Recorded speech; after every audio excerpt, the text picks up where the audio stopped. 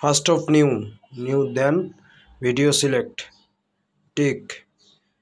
Professional মোডের জন্য free remove করতে হবে, একটু সময় লাগবে, এখানে আপনাকে অ্যাড দেখাইতে পারে।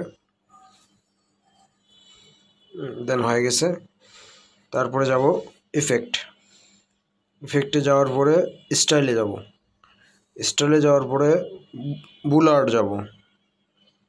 এখানে আপনি যতটুক ব্লু করতে চান ব্যাকগ্রাউন্ড ততটুক পর্যন্ত, তারপরে বুলারটাকে ভিডিওর ইন পর্যন্ত সিলেক্ট করতে হবে।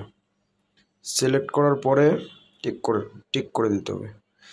দেন পিআইপি একটা অপশন আছে, পিআইপি গিয়ে আবার পুনরায় সেই ভিডিওটি সিলেক্ট করে